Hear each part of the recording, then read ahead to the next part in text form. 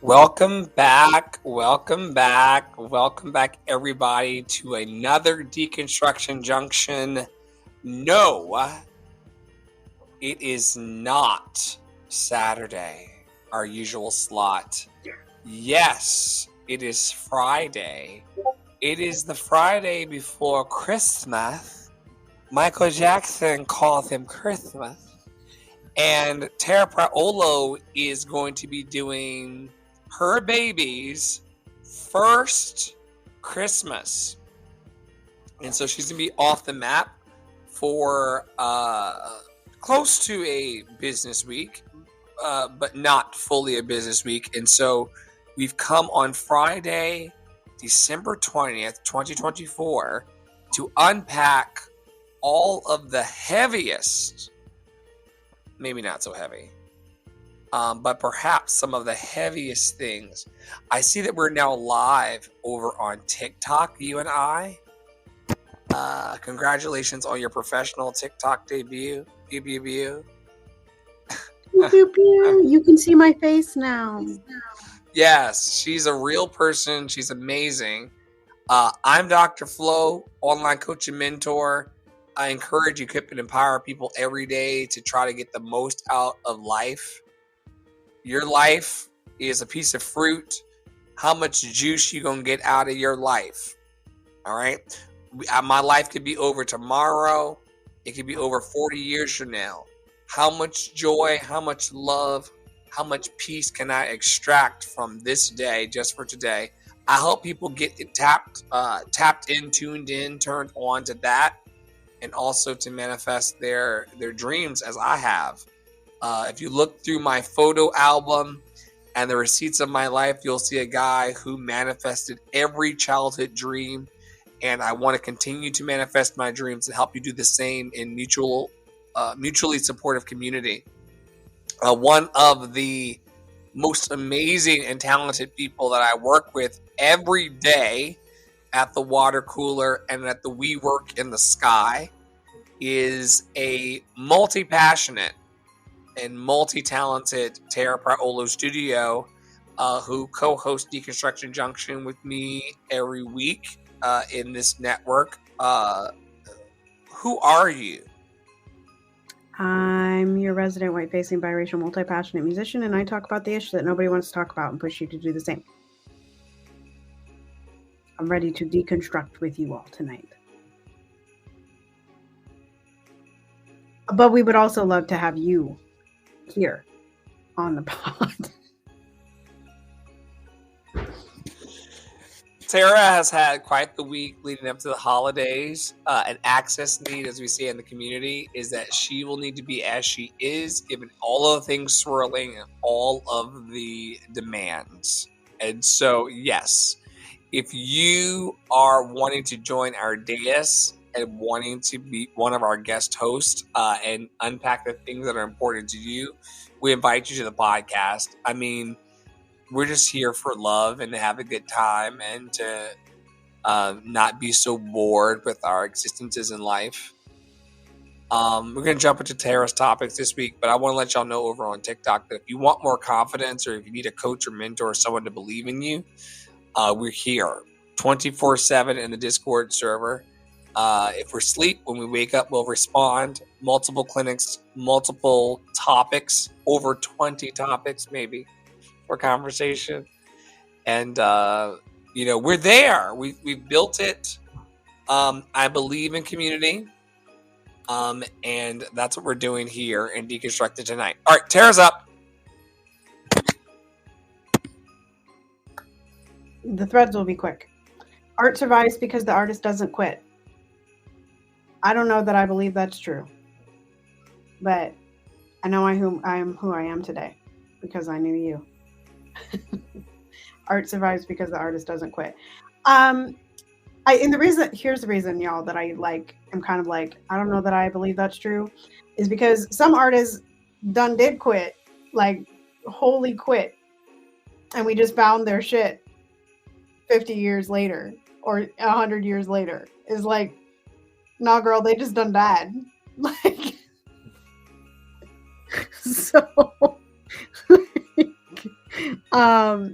It's a nice notion, I guess. Art survives because the artist doesn't quit. But it also puts a lot of pressure on the artist to continue to create. Always. Yeah.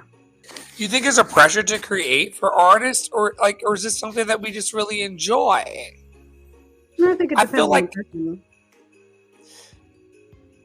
Say that one more time. I think it depends on the person. I understand that it depends on. Let me give you my opinion and my riff on this. I think that we have gotten far away from the beginnings of our art. Meaning that, and I wish I had it tonight, but there's a photo of me and my brother and one of our childhood friends at our little. Did you ever have a baby piano, like a toy piano, like the baby has? My daddy had one, but it was like it was an electronic. It was like. Well, yeah, I mean, he's what? No, but I don't like want to dox I had one that my dad got for me. It was a little baby upright piano. Oh, baby upright, you're fancy. Now I had a little electronic one that could change sounds and things. Oh wow! There's a picture. There's a picture that exists. Say that again. You had fancy. I mean, it was just like maybe. I mean, I'm spoiled. So my father, I was into music, so he got me a little baby piano, and I remember playing that. The point of this story is that there's a photo that exists that I can't wait to show you of me and my brother. I was playing the piano. He was playing a little toy horn, and the neighbor was playing the triangle or drums or something. And we were making art for the stuffed animals on the couch that were about 3 feet in front of us. My first audience was not a Broadway audience or a TikTok audience or anything else. My first audiences were stuffed animals.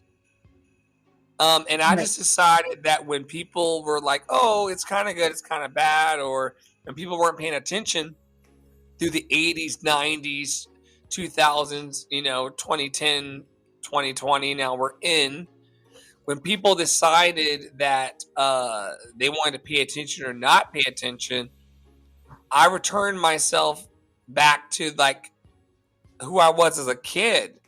I've always, throughout my entire life, I don't know what that was.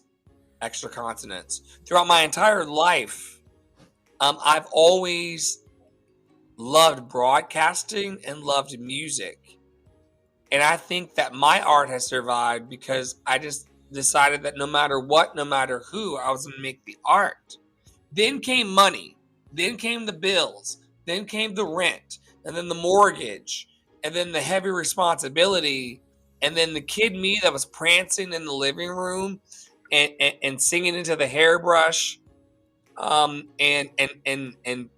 pantomiming and playing theater with my friends. That became less fun because adulting is serious.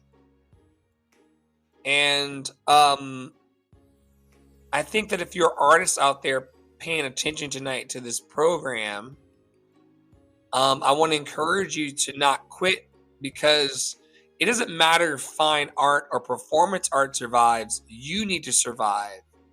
And I would actually trade out every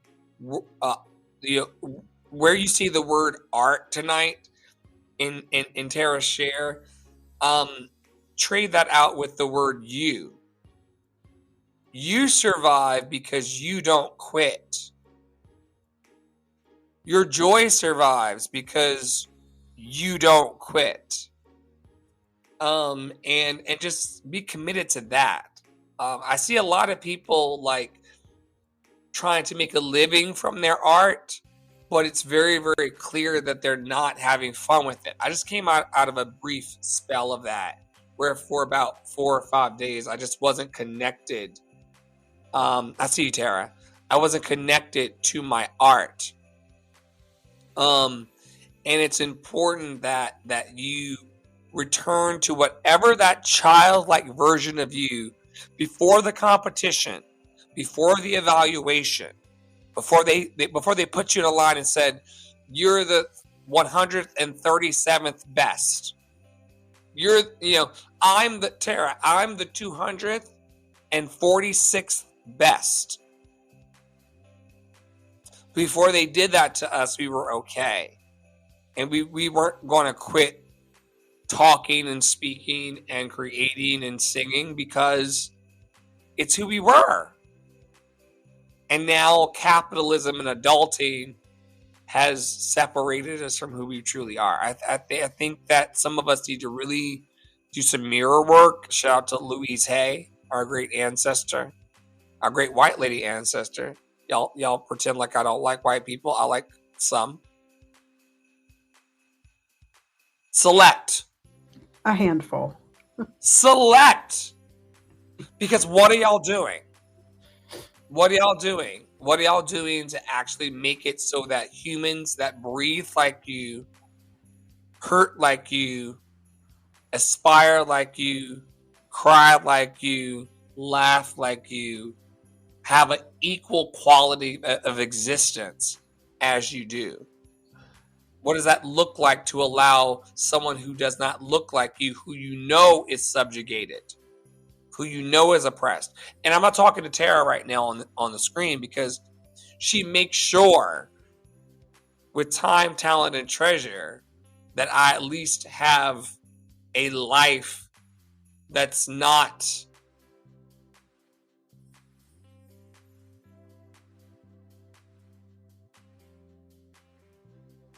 I don't know what word was coming. I had a Mitch moment, and also like shitty is what I wanted to say. Like frankly, like you and Angie and people who contribute here and produce here, just keep just for today, life not being shitty for an artist like me that's producing a revival out of my ass.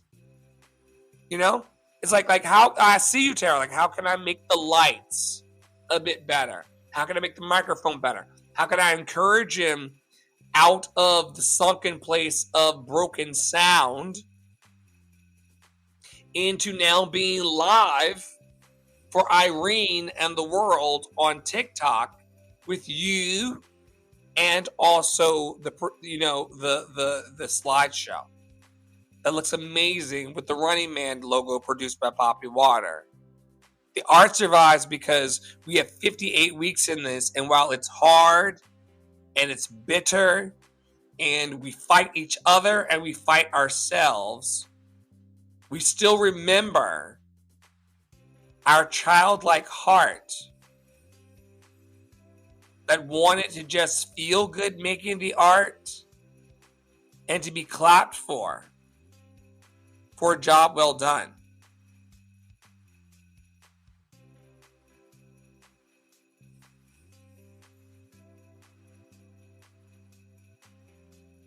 Specifically Sesame Street and how it was too woke. This is your reminder that Sesame Street was not created for white children. That's why it's set in the environment that it's set. That's why the characters are the characters. That's why there was Maria. That's why it's so woke. Because Sesame Street was meant to supplement the educational needs of poor children who lived in inner cities. That's why. And this isn't the first time that the government has tried to destroy PBS or get rid of educational things like this to help poor people keep up with everybody else. Okay? It happened before, and Mr. Rogers ended up going before the Senate. Like, he sat there and he told them exactly what it was that he did and why he did it and why PBS needed more money, not less money.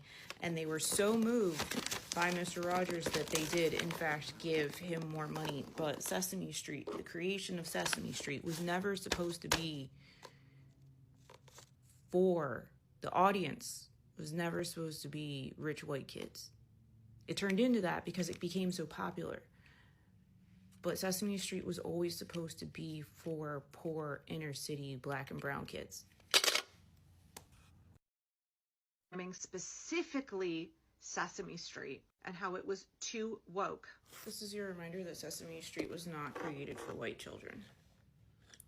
That's why it's set in the environment that it's set. That's why the characters are the characters. That's why there was Maria. That's why it's so woke. Because Sesame Street was meant to supplement the educational needs of poor children who lived in inner cities. That's why. And this isn't the first time that the government has tried to destroy PBS or get rid of educational things like this to help poor people keep up with everybody else. Okay? It happened before, and Mr. Rogers ended up going before the Senate. Like, he sat there and he told them exactly what it was that he did and why he did it and why PBS needed more money, not less money. And they were so moved by Mr. Rogers that they did, in fact, give him more money. But Sesame Street, the creation of Sesame Street, was never supposed to be for the audience. It was never supposed to be rich white kids. It turned into that because it became so popular. But Sesame Street was always supposed to be for poor inner city black and brown kids.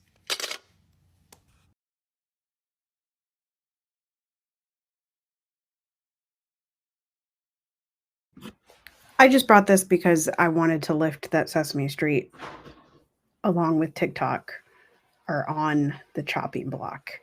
And I think we know why, as this lovely human in a onesie told us.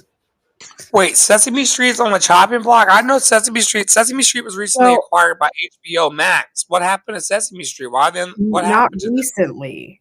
It's been like 10 years that HBO Max has been funding them, and now they're no longer going to fund them to create new episodes and things. So now Sesame Street does not have a home to create new episodes because PBS was not paying enough for them to do that. And so, of course, then it's not, I mean, not in legislation wise, but in money wise, it is on the chopping block, which is sad. I can't say that I was a avid watcher of Sesame Street, but I do very much like the Cookie Monster and what's the green one? Is his name the Grouch? The guy that lives in the trash can? Grouch is in the trash can, but it's also Grover, who we adore. Wait. Super Grover, but he's blue. He's blue with a red nose. Yes, we love Grover. Super Grover, even. Yes, I do remember Grover. I don't Super Grover. I don't remember a lot of Sesame Street. I remember Barney much better than I remember Sesame Street. But Sesame Street has been around forever, and it's a pity that they have, quote unquote, run out of cash, even though money is fake.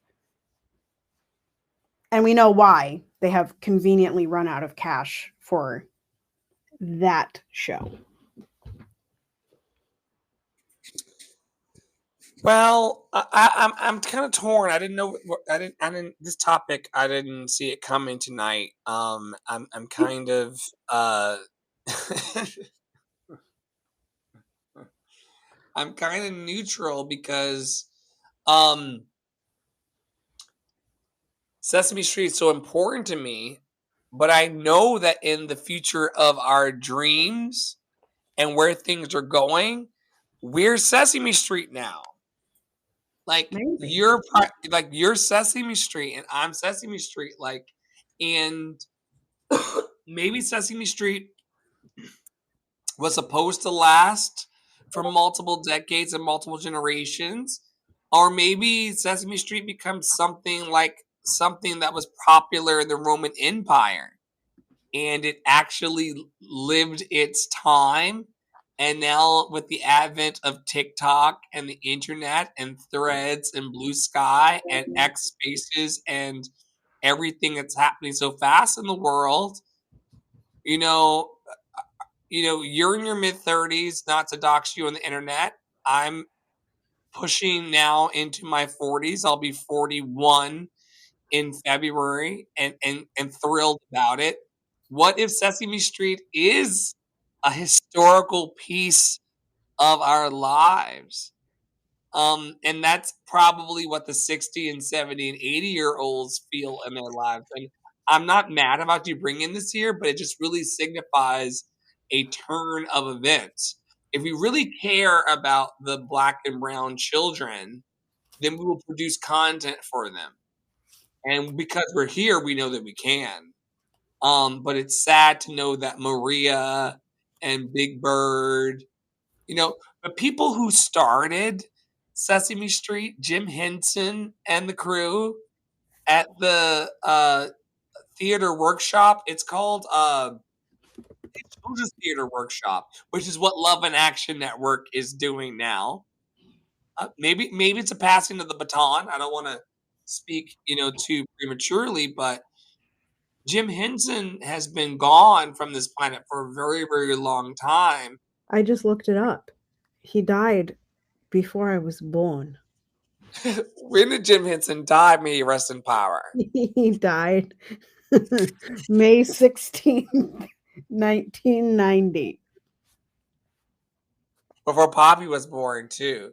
Yeah, I was here. Yeah, and I've cried to documentaries about this powerful man who was storytelling with puppets. But we also have, I've got in my studio, Priolo and Angie boxes that the green screen won't let me be great about. But it won't. But there's boxes that Poppy Water wants to turn into puppet theaters that we could also purchase off of Amazon. That are the new generation of what Jim Henson, who predates y'all, and what Sesame Street represents. So while I am saddened by the unaliving of these capitalists who've apparently milked every dime of what they could out of this product, because if they could milk more money, they would. But Bert and Ernie went the way of Poppy Water and Father Water a long time ago, and so how much more can you get out of this? And so now they're divesting from that. And now I see that as an open door for Love and Action Network and the Love and Action Academy to step in and to build the next generation of Brunos up. Does that feel helpful to you? Yes. Yes. There's the debate. We'll see where it lands, if it lands somewhere. But yeah. HBO pulled their funding. That's crazy. Given that they have money for dragons flying in the sky. That part.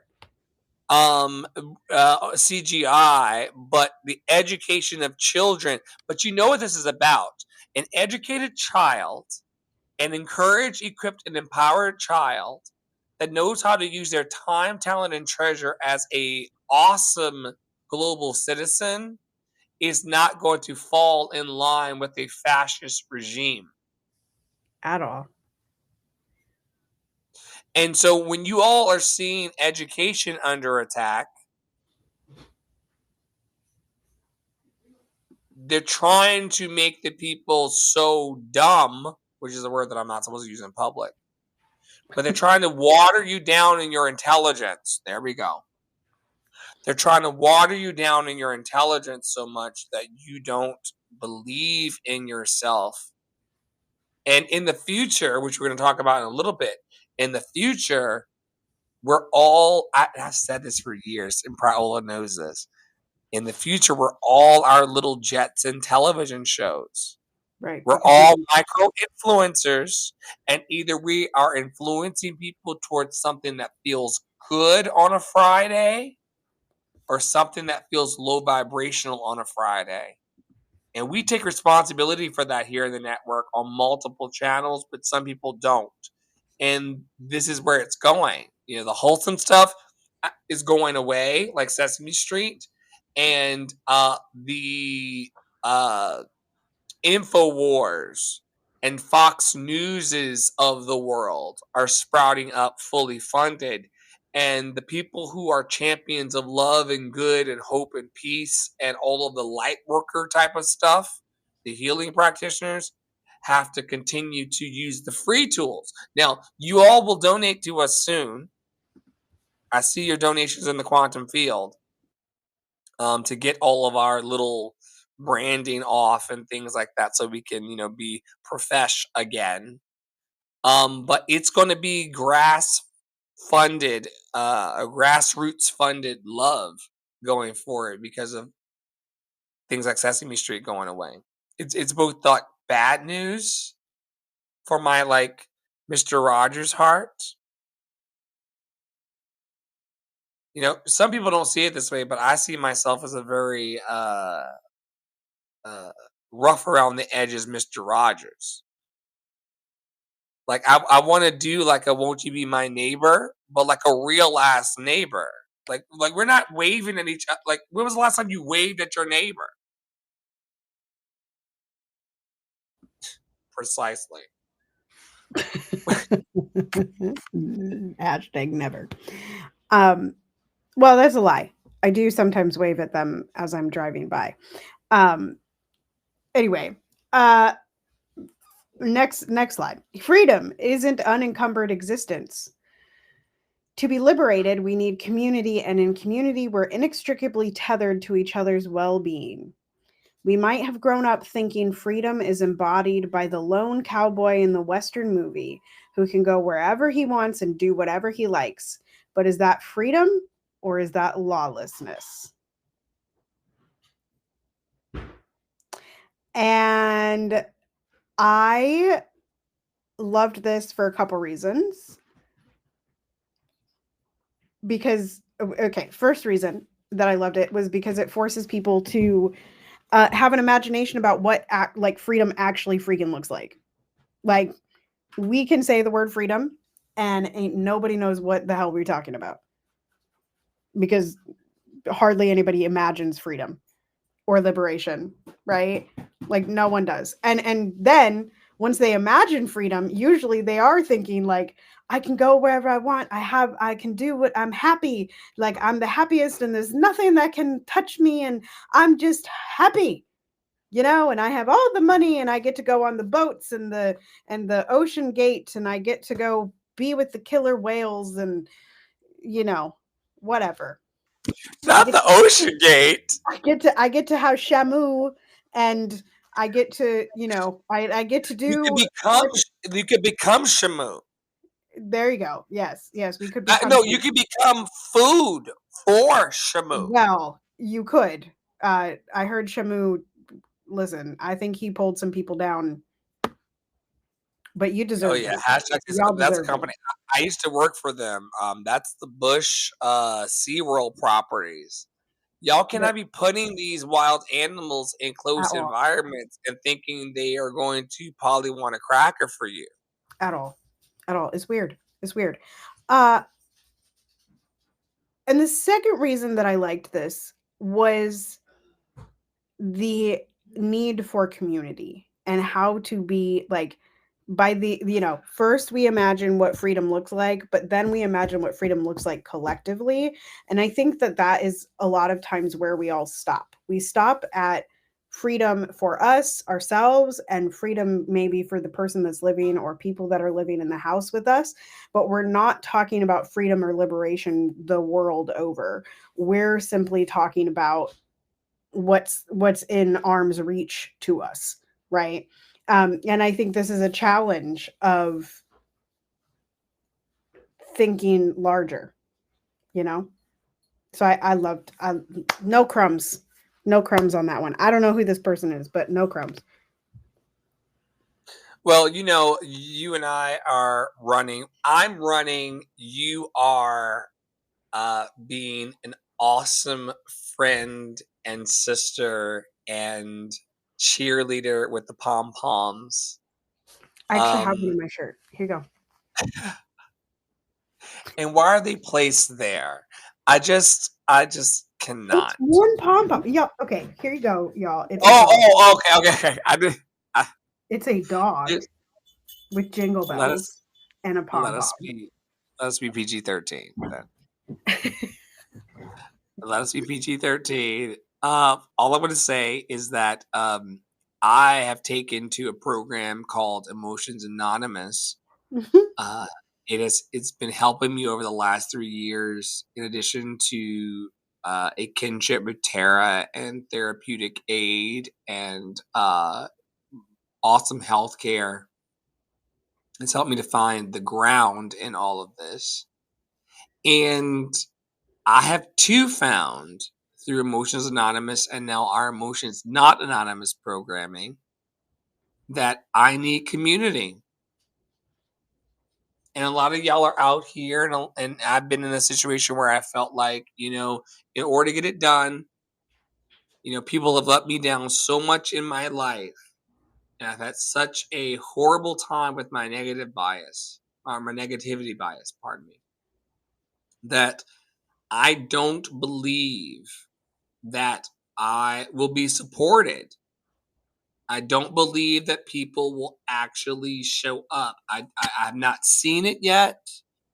And I'm lacking enthusiasm from the people who are around me. So I don't believe that community is actually going to help me. But I love this. To be liberated, we need community. And in community, we're tethered to each other.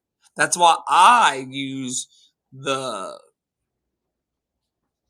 mental visualization of when one boat rises, we all rise. Because Tara, in her very hard work and diligence, is helping to keep Love and Action Network online, it's inevitable that when my boat rises and when Love and Action Network boats rise, she's going to. It is guaranteed because y'all see her here producing content with us. Like there's no greater proof in the pudding of us being tethered to each other's well-being than co-presenting. So many of you listening in the podcast realm and also in this realm won't show up on screen with us because you don't really believe that we're tethered to each other. No matter how Tara feels day by day or moves or moved by her moods, vice versa, me being moved by my moods and my feelings toward this work, we show up here in these live streams in this space for 58 weeks, motherfuckers. Because as much as we want to, she's never confided this in me, but I know it's true for her because it's true for me. And also, she's never confided in me, but in our moments of tension, it has risen to the fray. And likewise with me, I'll just go. I don't have anything to contribute. Gone sign. We just celebrated our Gone sign anniversary. We did. Hey, wait, isn't today the 12/20/2023? The day of not trying to so hard? It is the anniversary. It's the 1-year anniversary, darling, of your night on the stoop. The night on the stoop where it was like, yo, you're going to spend the rest of your life trying to prove to Praolo and Shanolo that you deserve to exist and to be happy. Me and Bach. Bach. Oh, Bach. Bach, the ultimate pick me. Come on, dude. Love yourself. But anyway. Community. We need community. We do need community, and what I'm going to anchor this in before we move to the next slide is that I'm going to speak from the I.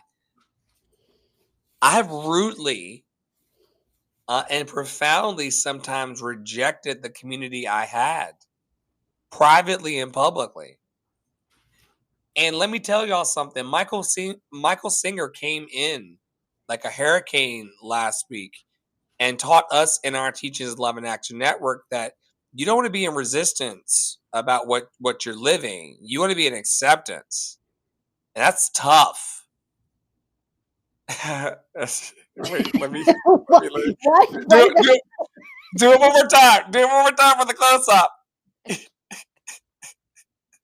I can't do it. I'm laughing.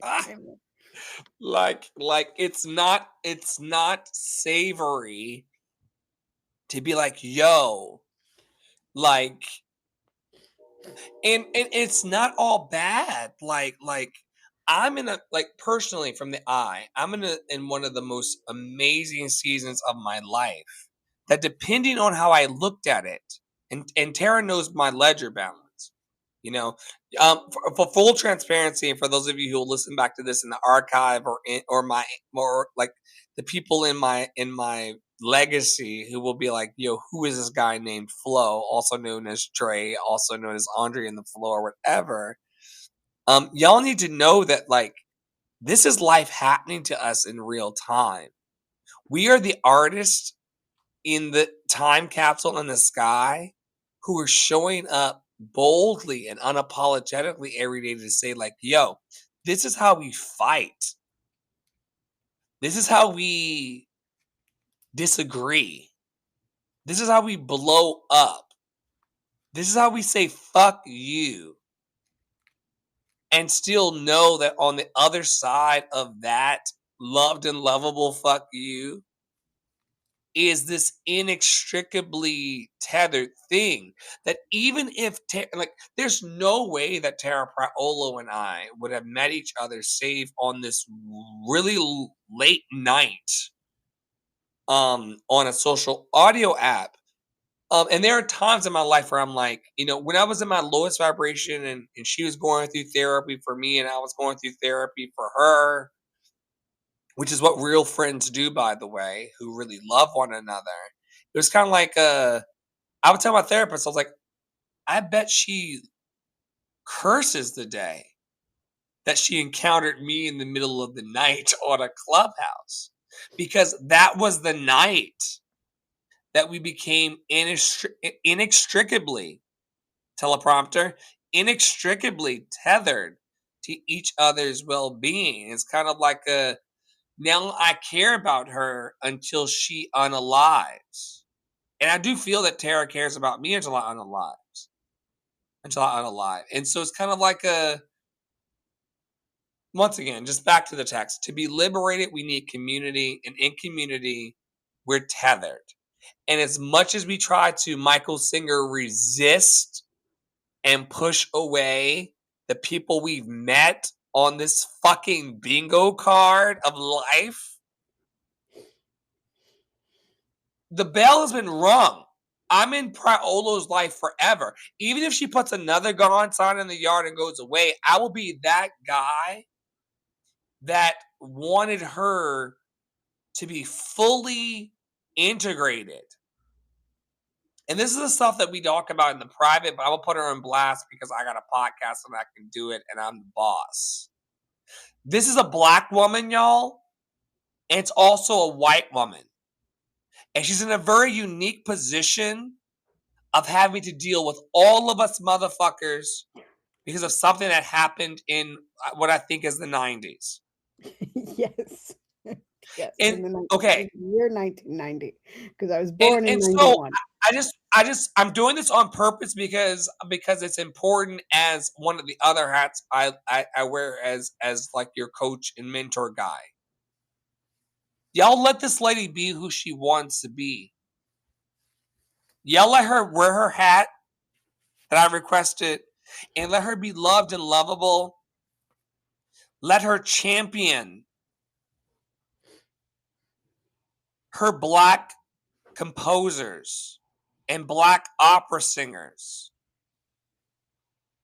She does not deserve, in her silliness, to be alone, but to be supported.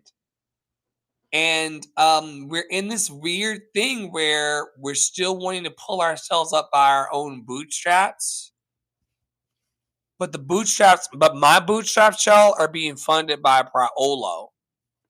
And there's no amount of man posturing or like, yo, I got this, that's going to like separate the fact that if you look at her Cash App, and her bank balance, this is a person who decided in my life to be tethered.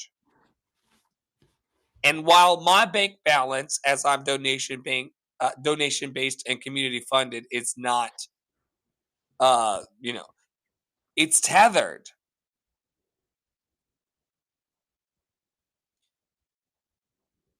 Blessed be the fruit. What a speech. Thank you so much. Did it go to the same video? I can get you the other link. To diversify a harmful system. That's like saying that people that were in slavery should just have a little bit more diversity amongst the slave owners. We don't want to keep the system. Keeping the system is the reason why the problem exists in the first place. You can add a little bit more of a color range to those people that are whipping folks, but somebody is still being whipped and somebody is still doing the whipping of another person.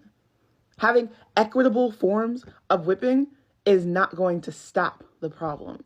So adding a little bit more of a variety was never going to be the solution, and including those people in part of the problem was never going to stop the problem.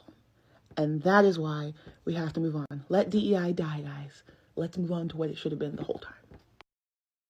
Part of the reason why diversity, equity, and inclusion was never going to work is because you don't need to diversify a harmful system. That's like saying that people that were in slavery should just have a little bit more diversity amongst the slave owners. We don't want to keep the system. Keeping the system is the reason why the problem exists in the first place. You can add a little bit more of a color range to those people that are whipping folks, but somebody is still being whipped and somebody is still doing the whipping of another person.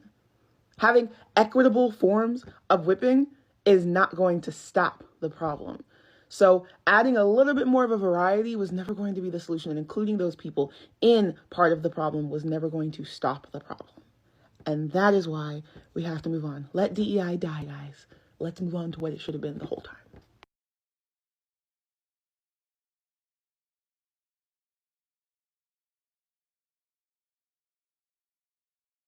I saw you agreeing.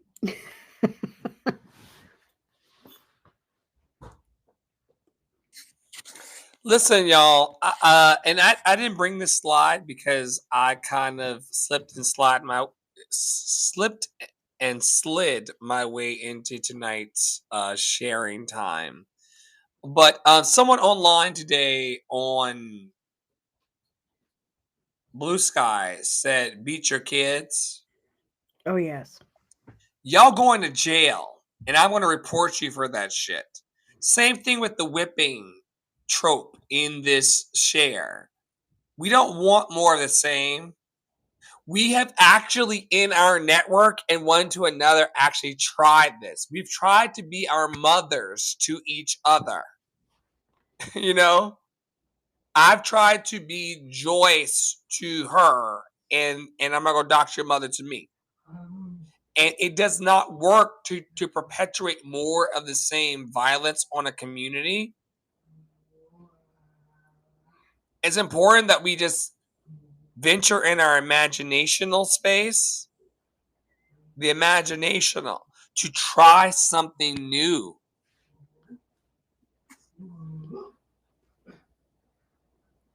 Yeah. I think one thing that Abiola doesn't say here is that what has happened with DEI and the acronym DEI, much like the acronym BIPOC, is that it has become almost a slur for Black. And we could just say Black. It's okay to say Black.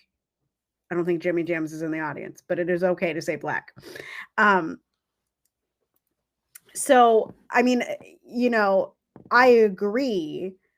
I agree with the tear down the system. I think many people that know me and are in close community with me know that, like, if you come to me with a reform, I am probably going to tell you to find something else, because I don't see how we can reform a system that was predicated on harm of another group of people. Like, there is no way to take that out of our society. That is the way it was built, whether you believe it was built on patriarchy, or whether you believe it was built on white supremacy, or whether you believe it was built on capitalism, or whether you believe that it was built on colonialism. All of those things depend on the harm of some other type of person, right? And so I agree with the abolition. What I struggle with, and this is a conversation that we've been having in private as well, is like, that we have just, I feel, in my experience, gotten to a point in the last, I'm going to say 5 years since George Floyd was murdered, where white people have finally come a little bit to the table. Some white people, not all white people, we all know there are plenty of problematic white folks, have finally come to the table in DEI spaces and like are ready to do the work. And so I think sometimes we see an opportunity, and then because people are flocking to the opportunity, we move the goalpost, and then we just confuse people. So I'm not saying that Abiola is speaking for everyone on the internet or every Black person, but I am saying that this is a similar thing to creating an acronym or creating an imaginational space. And then once we get people in the imaginational space, we say, oh, sorry, just kidding. Now I want you to come to this other imaginational space that's even further outside of your comfort zone. So you probably won't get there. And then we can be mad at you for and judge you and shame you. Not saying that everybody uses these tactics, but this is what it often becomes, that you haven't come to the furthest radical imaginational slot that there possibly can be, right? And I'm running into this with the conversation about healthcare. It's like, yeah, okay, you want free, and okay, why is free the goalpost, right? Like, and how do we move that goalpost without ripping out the foundation that was built to get people to believe that healthcare should be free, right? Because healthcare being free is not going to fix the system. It's just not. It's not going to fix it. It may make it slightly better. It may make it more affordable, but it does not fix the fundamentally wrong things of a system that was built on testing. Never forget it, y'all. Testing on Black and brown bodies, in particular women, and unaliving a slew of people to get our modern medical field, right?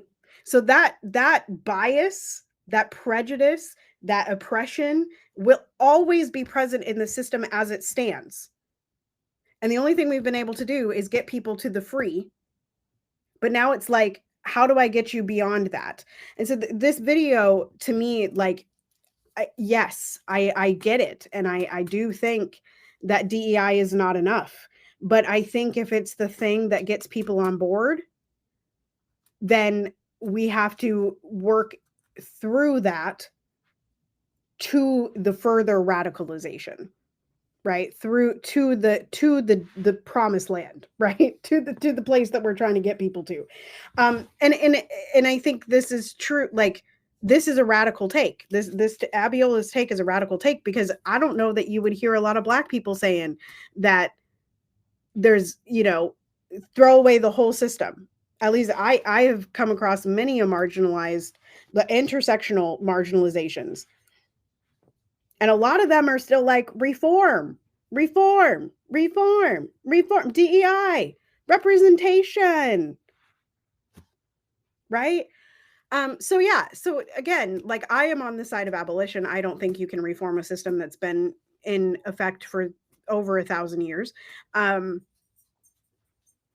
That is predicated on the harm of other people.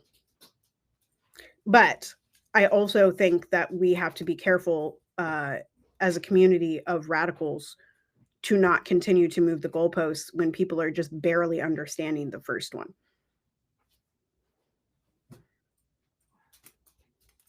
Which is why education is so important. Yes. Sesame Street. It's literally why I told Poppy Water this like over a year ago.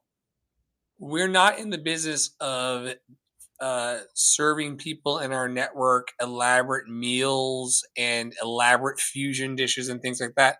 The work that we're doing of telling people that they're loved and lovable and encouraging, equipping, and empowering them is peas and carrots work. Right. It is back to the fundamental principles of loving a neighbor as ourselves. Maybe not being in that neighbor's face and in that neighbor's business all the time. But certainly trying to provide the encouragement, equipment, and empowerment to help that neighbor be the best that they can be.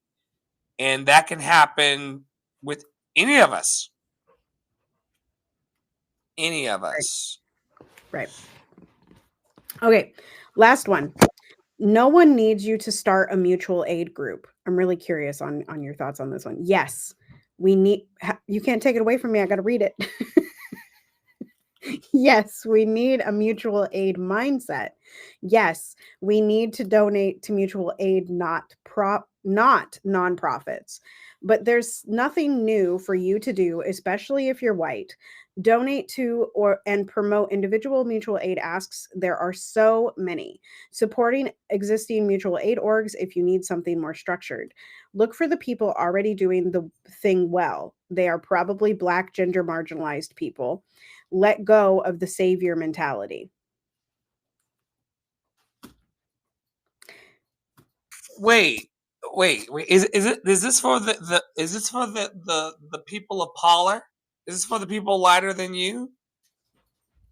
Who is this directed towards? Well, it says especially if you're white, but this is, and I'm taking it to a different spot because I agree.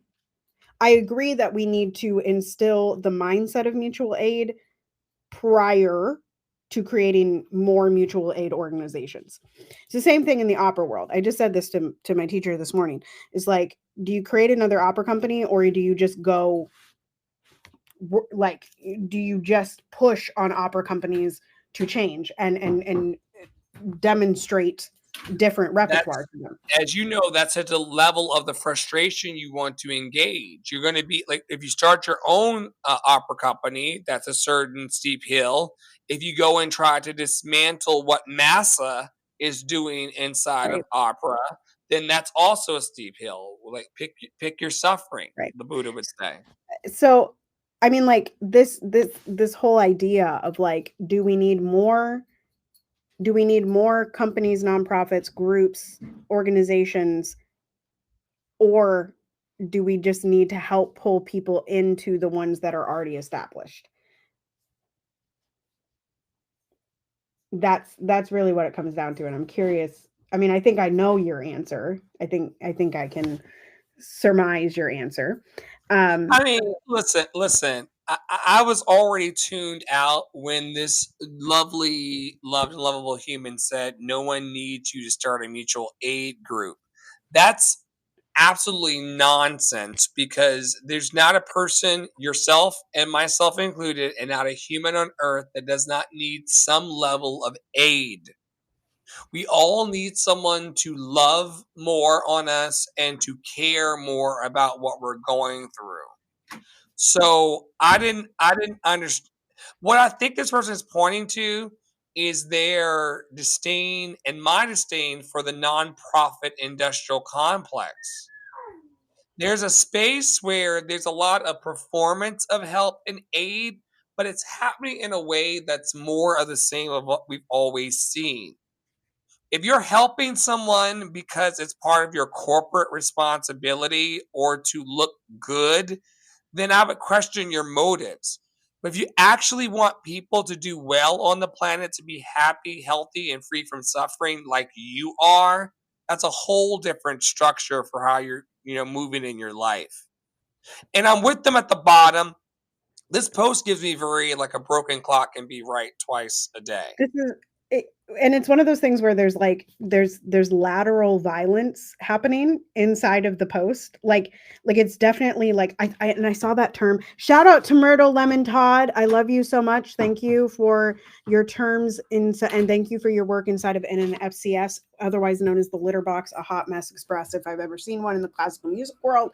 But they in the comment section where they were talking about vertical violence, but this is like directly lateral violence. It like no one needs to start a mutual aid. Wait. We're in Deconstruction Junction, which means that for those of you who don't know us, I'm Dr. Flo. I listen to people with master's degrees. I wrote my ex-husband's master's degree, but I don't have one yet. Yes. I've just stolen Praolos. Can you just take us through a 30-second to 1 minute deconstruction on lateral versus vertical? Yeah. So lateral to me, and I haven't done a lot of research on this, but lateral to me means that you're like literally laterally, you're on the same level, right? This is probably a person that has a mutual aid org and is coming for other mutual aid organizations in this post, or people that want to start them. That's kind of that question. Monopoly, capitalism, that's what that says to me.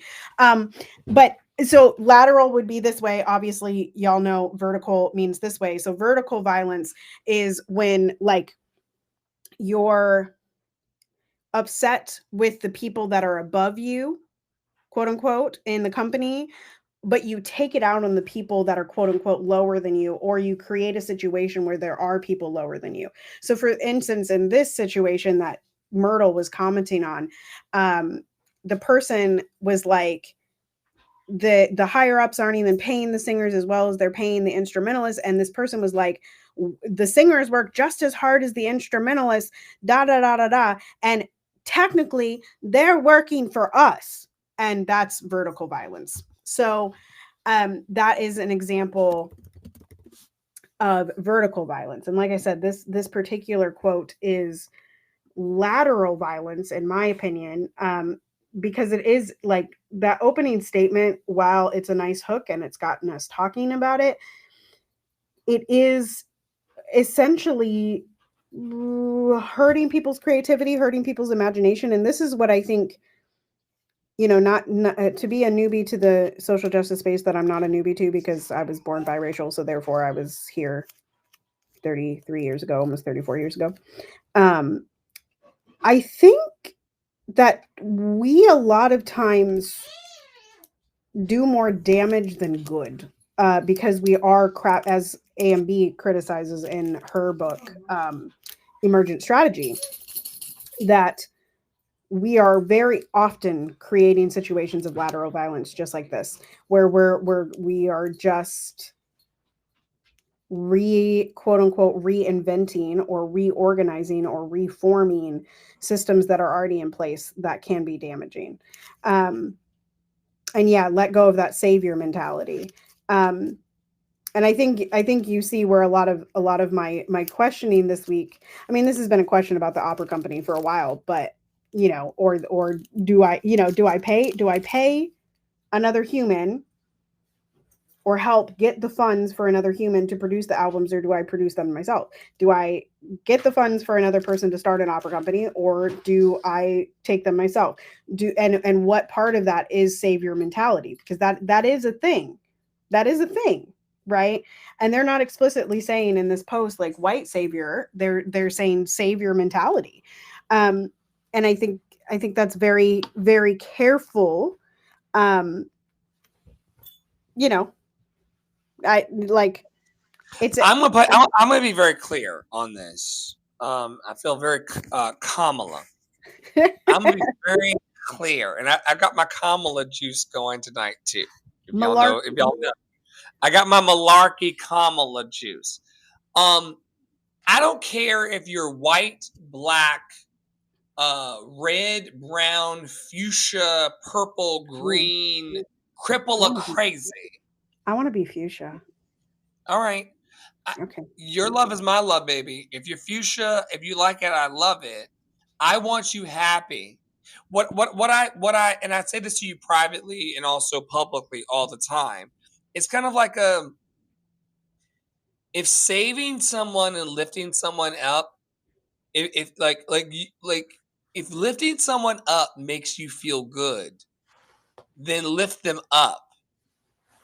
If you feel for a moment though that you got like a savior mentality, meaning that you have an unhealthy relationship with how you're lifting them up, that's for your therapist and for your spiritual practice to figure out how you can lift people up without feeling like you need to save them.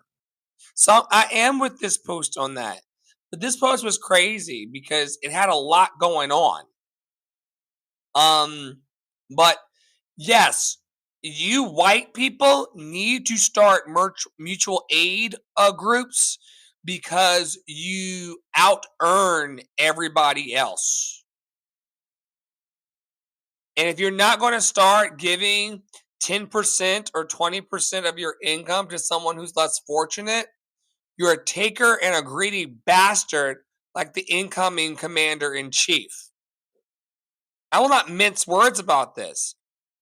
If white people truly give a damn about black and brown people, you will give a portion of your income the way that Tara does into black and brown organizations with receipts. Put up or fucking shut up.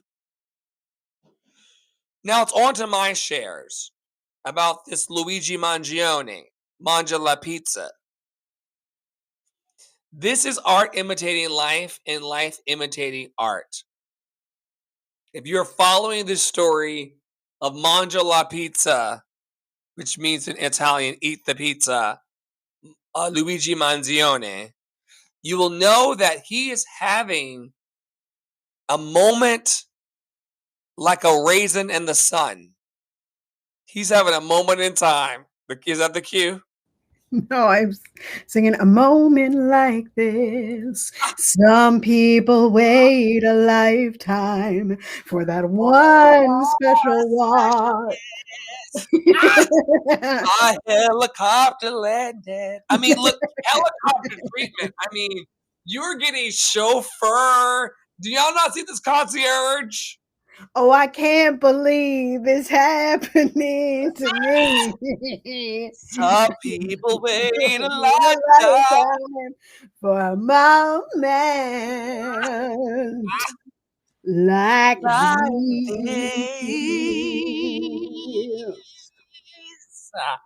It is so beautiful. I mean, it's poetic. And Tara hit me up today and she's like, what movie is this from? Because it looks like a movie. I want y'all to know that in order to make to make a difference in the world, you don't need to unalive a CEO of a healthcare company. To feel alive and to feel vindicated and to feel justified in the world, in this planet, in this galaxy, you don't need all of this. The way that he is responding to these, the way that all this is going down is wild to me, because this is how a millionaire had to get famous, or how he felt he needed to get famous, or inevitably how he is becoming famous. And I think it's nuts. I think it's nuts. And the way you all are lusting after him, and the way you all are centering him, and the way the law enforcement is handling him, it's all just a public display and commentary on what we elevate in our society. Poppy Water tonight was very, very clear in our kitchen space, which is the private black queer space, by the way. Thank you for coming into our space. There are black men in jail for offenses that they did not commit. That part. And have been put to unalivement. We've seen it in the last 6 months. That part. July. So to have this Italian man paraded around, and to have, we know what the propaganda machine does, because if we were to superimpose, which is a technical term for you smart people, I don't know what my husband's doing in this house. It's like all of a sudden he decided to like clean or some shit Oh Lord. and sweep and tidy. Oh Lord. But if this is superimposed with a black man, Blick. never say black. Never said black. Blick. What would that look like for us? But we don't live in that world. We live in a world that centers this. Are you following the Luigi Mangione story? And does it intrigue you in any way? Have you seen this before?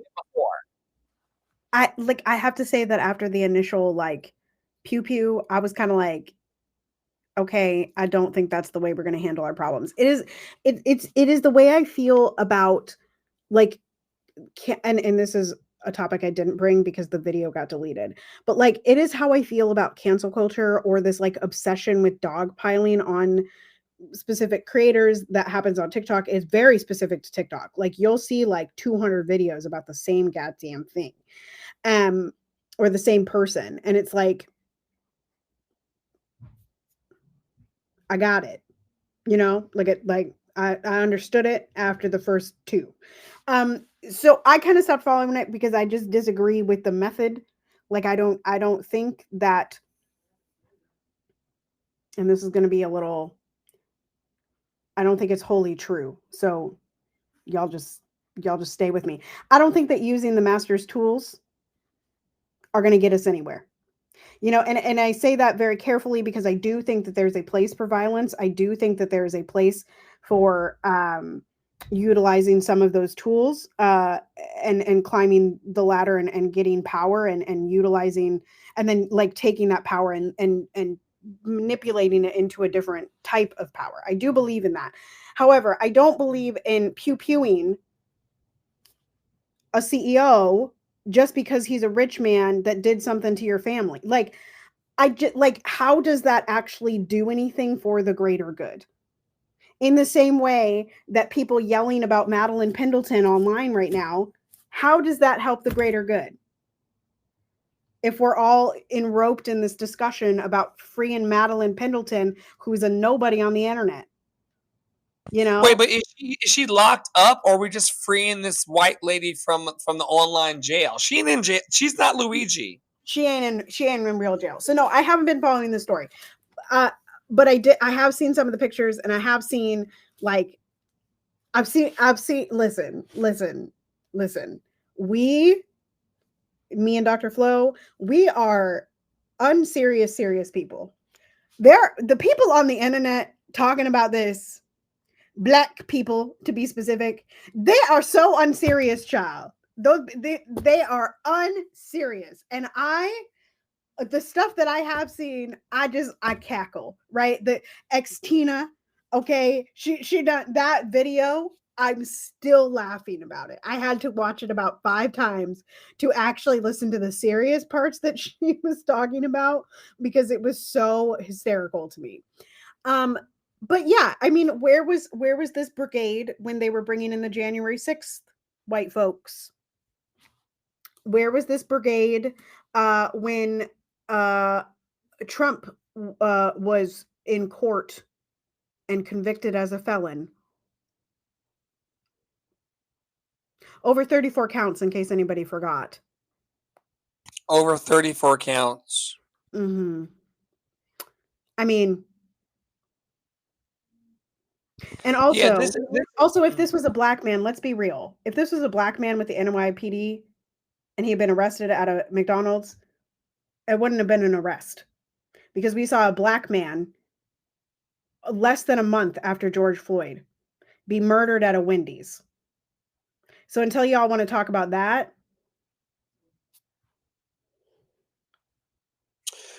Okay, well, Mangia La Pizza, Luigi, I hope that you make millions of dollars for the news entities and the government entities that are, each one of these guys that you're seeing around Luigi makes over 6 figures a year. They don't care about folks like you and me. Someone, I don't have the photo, but the pilot of the helicopter got out and like walked him in. Like, what are you doing in it? Very interesting kind of stuff. Speaking of ridiculousness under the ruling class, I wanted to show this. In this video, you guys are going to see, it's going to say they can't even spell Mozart. They didn't deserve this performance. These are some guys that are kind of standing over a black guy in a public space, playing his piano. And anyway, if I can get this to do what I needed to do, here we go. Mozart's 14th Symphony in F G minor major. Yep.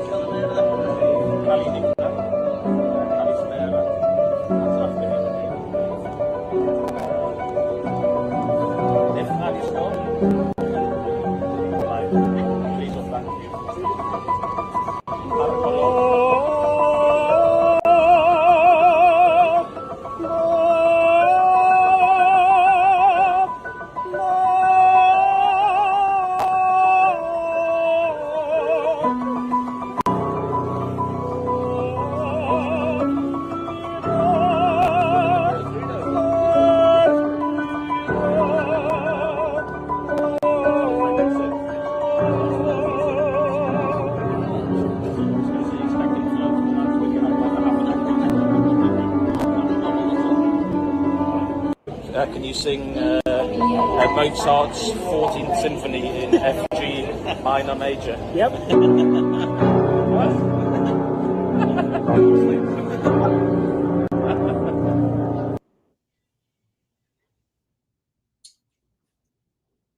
So yeah, listen, y'all accuse me of being a blacist and all of these other things because I say I just say the things, I'm with Paolo. I say the uncomfortable ish, These guys are in an airport trying to make fun of this young black kid saying play Mozart in whatever key, and he cleared them and giving them what they wanted and what they were making fun of, that they could not do. And there's a thing that you straight guys do, or you machismo, or you big men do. There's a body language where the white guy, the lighter guy, the lighter human, was visibly shaken that he was making fun of this guy. And if y'all want to remove the race from it, a human was making fun of another human for sitting at a piano and being talented. Instead of praising this other human, remove the race for you people who want to claim that I'm racist and all this other bullshit that I'm not. I love humans that love me. But they were not being loving towards this black man and being really rude. And he was black excellence.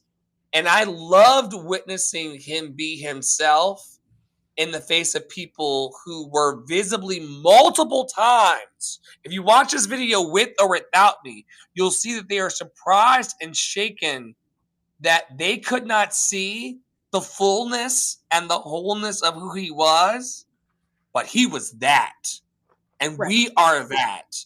And you cannot allow people standing around making fun of you to determine how great your Mozart truly is. How great thou art. I don't know how that song actually goes. I forgot. But anyway. You're gonna learn it. You're gonna learn in the next 25 years with me. It's a buried memory. Do you know when I had to learn that song? Have I ever told you this?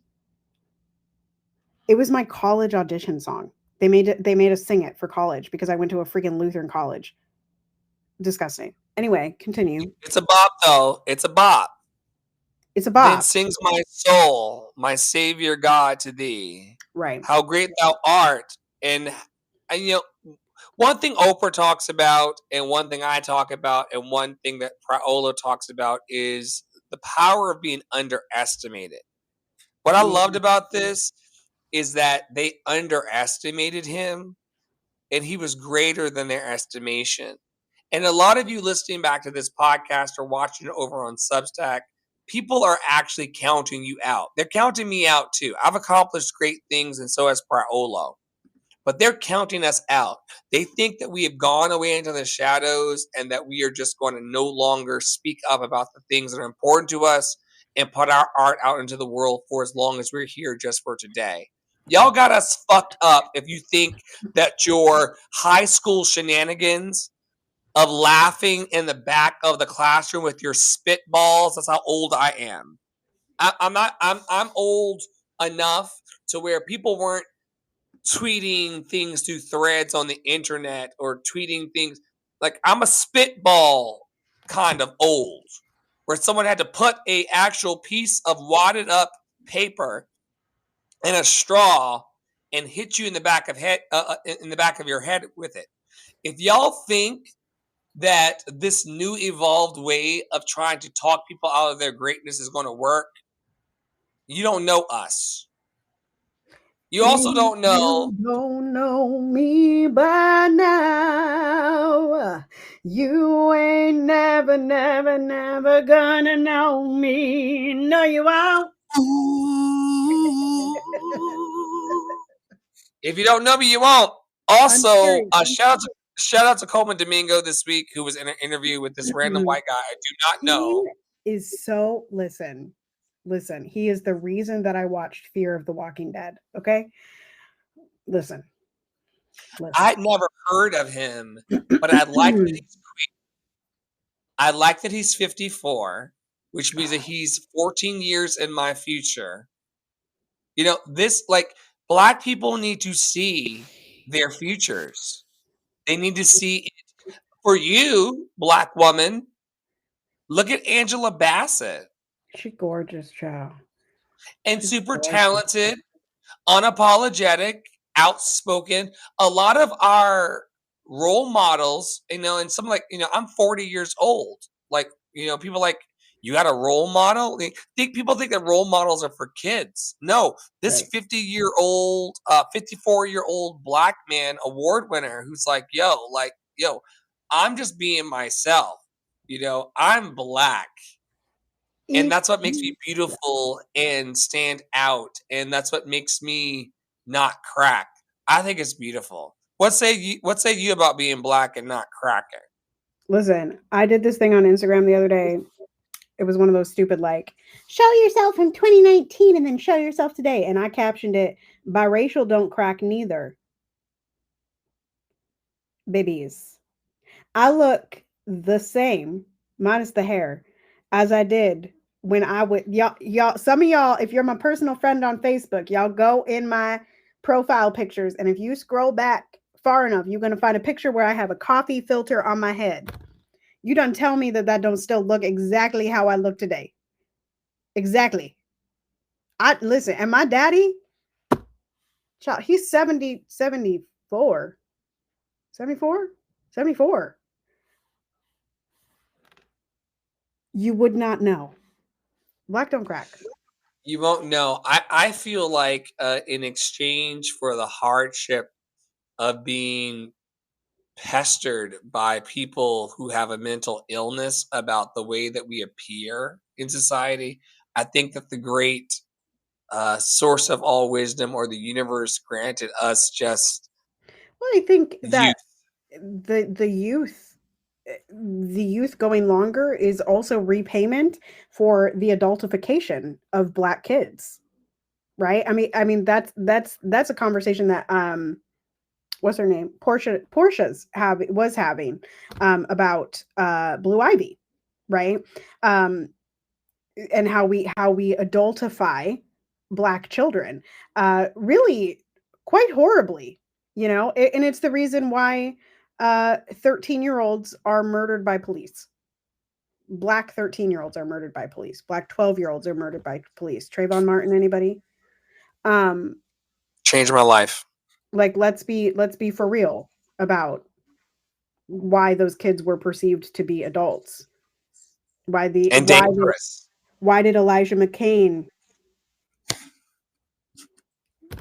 you know, he's a kid. Not mine. Not mine. Not yours.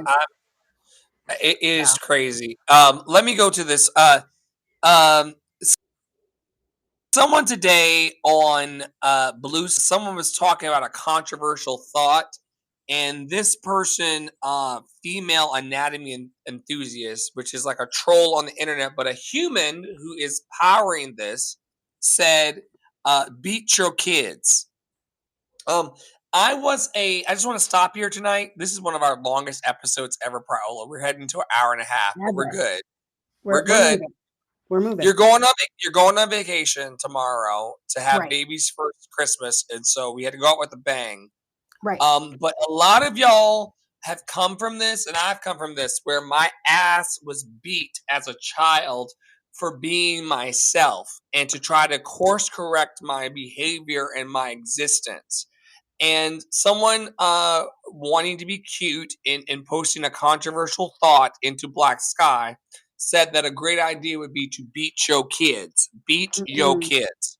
And they hashtag Black Sky because they wanted to be included in this Fediverse conversation that I'm included in and Tara's included in on Black Sky, on Blue Sky, which is a open system. I want y'all to know my response here. My response was, if ever I see it, it being.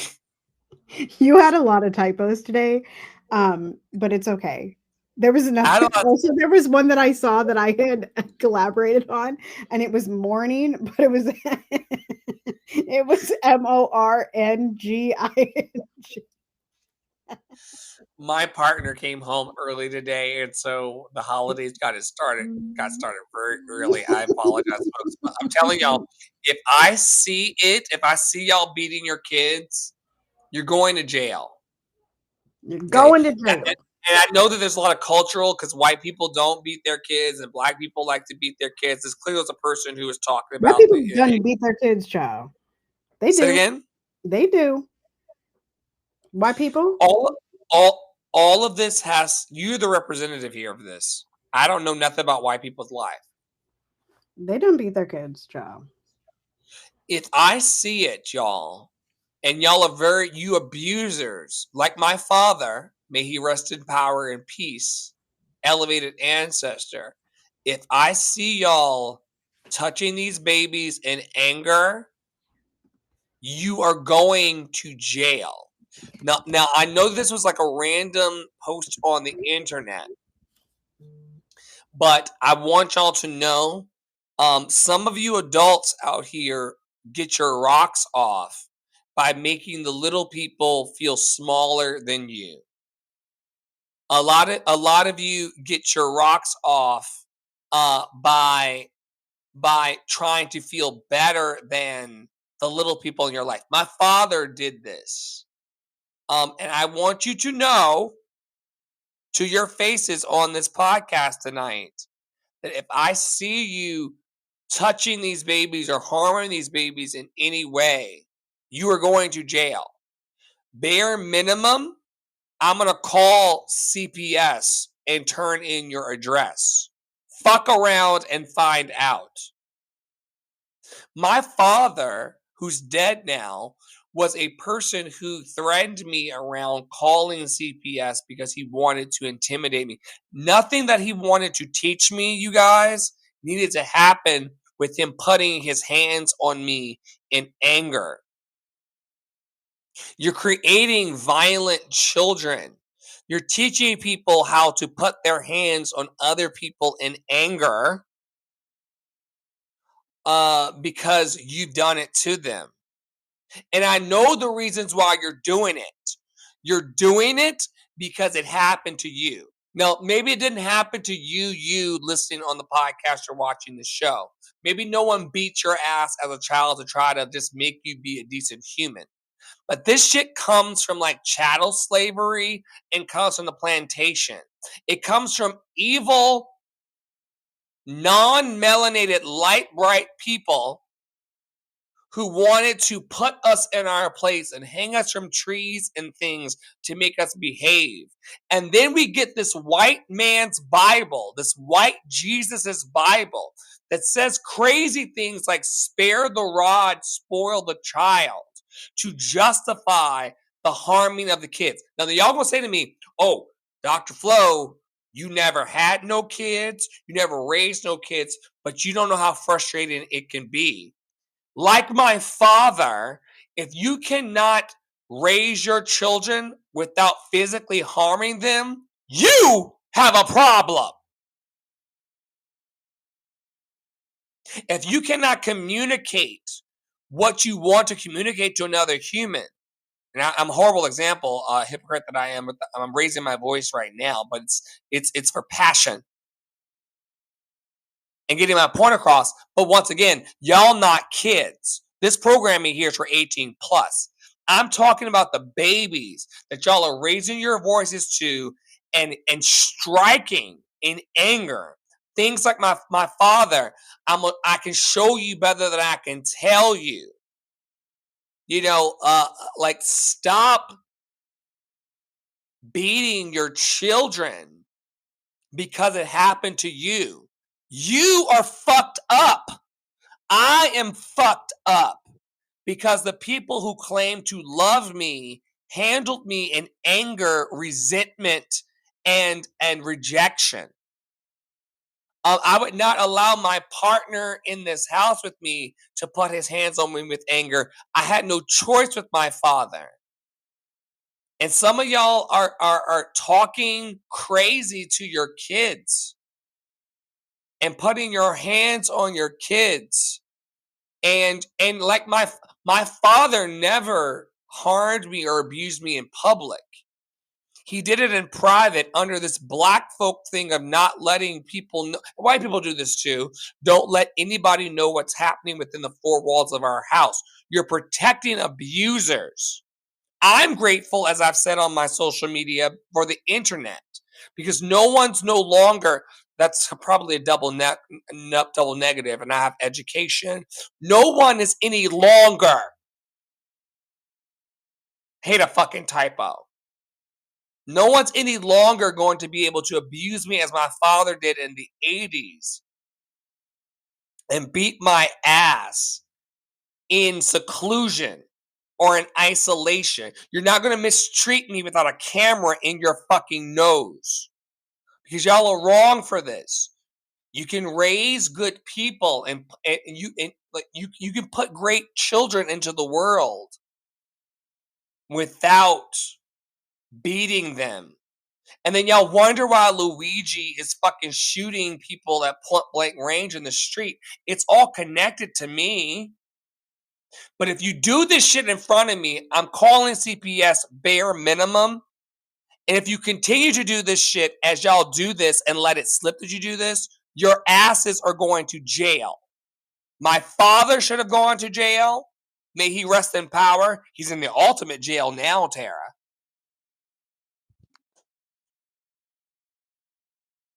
But y'all gotta knock this shit off. Do you want to touch this slide before I go to the next one or not, Praolo? I agree. I don't know why you would post something like that to attempt to be funny. That's all. That's the wrap up. They think it's funny. That people think, people think that violence or a casual violence. I don't even let people be like violent towards other people in their stories around me. Like, Yeah. if you're around me and you're starting to get like violent in your speech or your hypothetical, like I'll go out, like let that person fuck around with me, I'll beat their ass. I'm like, yo, you're in a whole fucking universe that's unnecessary because I'm trying to have Raisin Bran. Right. Why are y'all trying to beat children and beat other people? Y'all are violent and addicted to a hypnotic rhythm of violence, and I'm not with it. Right. Because eventually, those children that y'all beat are going to spill over into society as a Luigi Mangione. And y'all going to think it's cute, but it's not. It's not. Let me move on. Walk like you have 3,000 ancestors walking behind you. White people too. We've all survived generationally amazing things. Sinister things. Tara tonight talked about being the byproduct of a biracial union. That's immediate. My father beating my ass as a child. That's immediate. But up in our lineage, especially as Black people, are people coming over here stacked by the hundreds on boats in piss and feces, dying and jumping overboard. We are the strongest of our lineage. We must never forget that shit. And I do forget it. I forget that my people were either here and overtaken by colonialism and white supremacist Delulu, or they were somewhere far away and were brought here to labor and build everything. Y'all are never going to casually disrespect me because my ancestors built everything in this ashy motherfucker. I've been very clear about this. We built everything. Your ancestors hung from the titties of mine and Tara's in Mississippi. So we're going to build this stuff together in community and love one another. Hello, Kamala. Coming back. We're going to love one another and all of that. We're going to be very, very clear about what the truth is. Okay? Okay, Joe. We did it, Joe, but we didn't do it. We did, But Joe. we did it, but we didn't do it, Joe. We did it, but we didn't do it because we weren't real enough to talk about the fact that these people who want to casually disrespect us were sucking on the titties of our grandparents, parents for nourishment as we built everything, and then they want to treat us as if we're not smart enough or intelligent enough to exist and be part of the conversation. Sit your stupid ass down. I'm not doing another 4 years with y'all pretending like the delusion is real when we have 3,000 ancestors walking behind us. Y'all gonna stop treating Praolo like she's not a credible white woman and Black woman. It's personal for me. She got 6,000 ancestors, 3,000 white ladies, which is its own special situation, and 3,000 Black people who knows the strength of who she is. And she's out here in our work trying to pander to you people when all she wants to be is happy, healthy, and free like the rest. And she's backed. And Maya Angelou taught us when you walk into an audition space or into a meeting or into your bright future, take these 6,000 with you. Everything else is a lie. We're about to go through a rough 4 years because of what's not situational, but imaginational. Imagine your ancestors backing you. What say you about your 6,000 Prowler before we move forward and land this? There was approximately 3 songs that were going through my head. I have forgotten one, but one of the songs was it's the scene in Identity Thief and it's not, the song exists outside of there, but she's like jamming to the radio, and she's got like the big curly hair, and she's going, and I would walk 500 miles a night. That's going through my head. And also climb every mountain. And if y'all have not seen Cynthia Erivo sing that,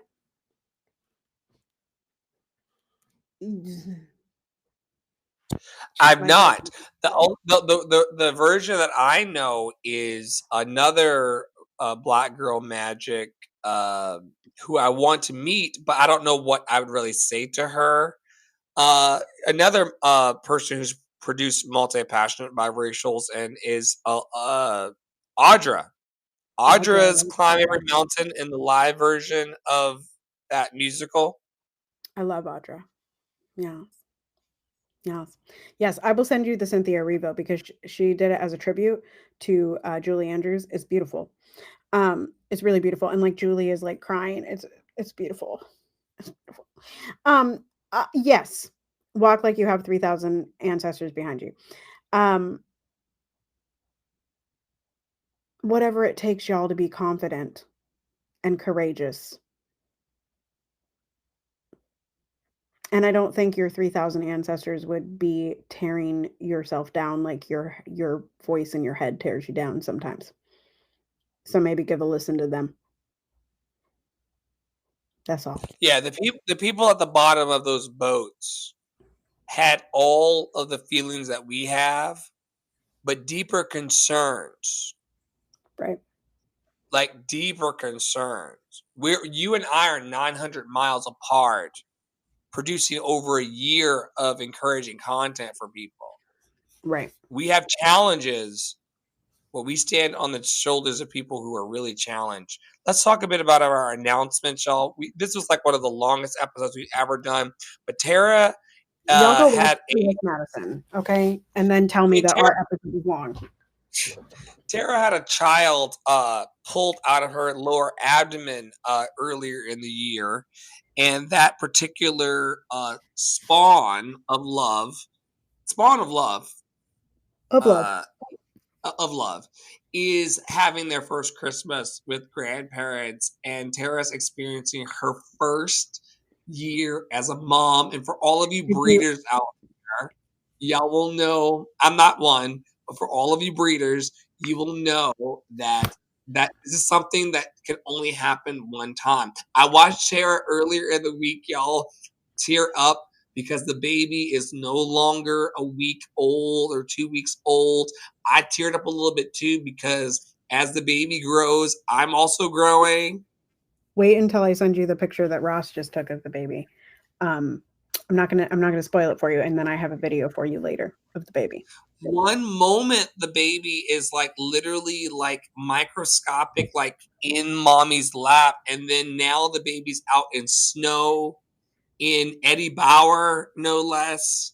And so, I mean, y'all just keep living because time is moving forward, and you know, it's wild. But Tara's going on vacation a bit. She'll be in network, but kind of loosely in network for the next 5 days. And so let's do some announcements to get these people out of here. So small. Adopt a Black artist. Y'all, we featured our third Black artist today. That was Christopher Singleton, who is Mr. Sings. And he does piano stuff, which I just recapped this in my Spill the Beans that'll go up on Monday. So Adopt a Black artist. It's Fridays on our platforms. There is a nomination form in each of our bios. So lovedandlovable.bio.link, lovedandlovable.bio.link, or tarapriolo.com/links. There's a link there to nominate someone or to nominate yourself. And there is also the ability to download our slides and put them up on your own pages, because part of the mission of this is that we are sharing our platforms from, we are tethered. To go back to the very beginning, y'all, I'll take you back. We are inextricably tethered to each other, and we might as well show it instead of being so selfish about a platform that we don't even own. Like, let's be 100% real about it. We do not own Instagram. We do not own TikTok. We do not own Facebook. We don't own these platforms. So why can't you share another person that needs something? And maybe you need something. And so you can start your own. Maybe you're Filipino and you want to feature Filipino artists. Maybe you're white and you want to feature some white artists. Maybe you're Irish and you want to feature some Irish people. Right? Maybe you're French. Like, this is so easy. You can do it. And we can help you lift it if that is what you so choose. But we would really appreciate if you don't have funds and if the person is asking for monetary like for donations, then consider doing things like liking, sharing, commenting, saving, and nominating artists and promoting on your own platform. So you don't have to pay, but payment is great, and all gifts are of any size are appreciated. But if you cannot do that, there are plenty of other things that you can be doing, i.e., paying more attention on the internet than most of you all ever pay. They pay attention. It's just so saturated. We're all bombarded, and like sometimes we pay attention, sometimes we're not. Like it's humaning is just some crazy shit right now. So y'all, if you're hearing us out in the great beyond, ET phone home. I'm hiring now for people or hiring people who want to be part of something that's bigger than themselves. If you're out there and you're wanting to be part of a larger network of mutual support, I'm going to be running my love revivals and love tour and doing independent art. Y'all going to watch me on TikTok and YouTube and beyond. Be great in this life. But if you want to be part of that journey, I've got lots of opportunities to support it, to make money here, and to just grow something for the next 25 years. So if you're interested in that, tap in. Also, if you are interested in using your voice in the world as a performer, or perhaps doing the kinds of things that we do on YouTube and TikTok, including the scrollers and the production, we do free masterclasses every day on TikTok, YouTube, and beyond. If you're interested in coaching with Tara or myself, just send us a DM and live chat us at lovedandlovable.bio.link. Tara is going to be going into collegiate spaces and higher institutional learning spaces and introducing Black composers and Black spirituals and, this idea that Black people can coexist in academia. That's how she's going to be teaching people how to use their voice in those spaces. And of course, I'll be doing it over in my territory. Yeah. What is the biggest thing, Tara, that you want people to lift or speak in these times? I know you and I are doing individual and also collective work around the capital V voice, meaning like the voice in your head and the voice in your heart and the voice that's coming out of your little thumbnail size vocal mechanic called uh, you know the folds. Uh, what do you believe in the thread of this previous tab about using your voice? What do you think is the most important? I'm going to throw you a curveball. What Okay. is the most important tool that someone could utilize right now in lifting their voice? And also, what is the importance right now of people like us speaking up and speaking out? So first I'm going to say that y'all can do the smallest thing, and that's enough. Like, I think it's really important that you're at least lifting your voice to one person in your community. And we say all the time, where 2 or 3 are gathered, right? Where 2 or 3 are gathered, it's a party. Where 2 or 3 are gathered, it's a community. And so I just really, like, I think, and I talked about this in Spill the Beans a week ago, I think, which was people call me brave, but that's not it. You projecting something on me that you believe that I have that you don't have. And that's just not true. And you're using that as a reason to not lift your own voice, mistakes and all, y'all, because like, yes, you may get called out. You may get called in. You may get nasty people in your comment section. You may get people calling you gross. You may get people doxing you on the internet, like has happened to Dr. Flo. You like these things may happen to you, and doing the smallest part of it isn't going to hurt you. Like it's truly the only way that you learn to speak up is by speaking up. That's it. Like there is no other way. You can think in your head all day long, but you still haven't practiced that. It's like performing, right? You can pretend that you're performing in lessons, but you haven't actually performed until you perform. And it feels completely different. That's why I don't believe in teachers who say like, pretend you're in a performance. If I've never been in a performance, or I've never been in this specific performance situation, I can't be in that. Or pretend you're in an audition. I've been in auditions before, and still every single audition feels different, right? Like it just is. So I encourage you to take the small step.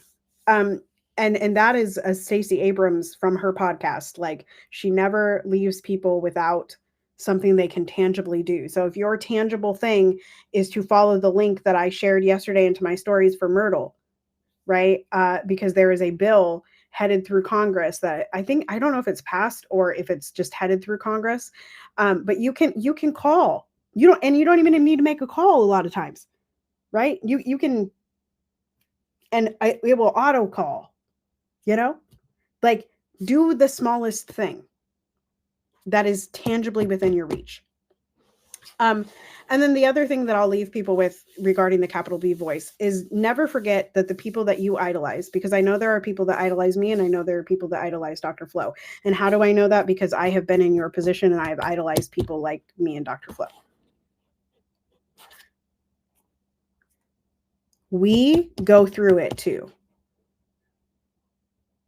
We are not always, we do not always know exactly what to say. We do not always have everything planned out. We do not always, sometimes we step in it, child. Sometimes we step in it. Sometimes we step in it because of our nasty stinking thinking. And sometimes we step in it because we blurt something out and it was a bad take. It was a bad take. And that's okay. Your idols will have flaws. And because your idols have flaws, you too can have flaws and still continue. That's all. Because we all have flaws, we can continue. I thank y'all for watching. Go to lovedandlovable.bio.link, lovedandlovable.bio.link, lovedandlovable.bio.link. It's been scrolling the whole time we've been here for one of the longest, maybe record-breaking episodes, an hour and 47 minutes and 24 seconds of a Deconstruction Junction. Tara's going on vacation. Y'all are stuck with me for the next 5 days as Father Water in here. I'm going to help y'all move through your emotions and everything of the holidays over the next 5 days. It is such a thrill to be on the planet with all of you all. I know that life is bullshit sometimes, but at least we have each other. And at least we were able to encourage, equip, and empower one another. We are responsible for our time. We are responsible for our talents. We're responsible for our treasure. And we're trying to, just for today, have fun with one another and also make a difference on the planet. We're committed through this product called Deconstruction Junction to saying the shit that everybody else is saying quietly. Because the goal is liberation for Tara, for me, and for everybody in our network. And so on behalf of everyone in Love and Action Network, and those of you standing outside, but always for free 99 and welcome inside, welcomed. Is that a word? Can people be welcomed inside?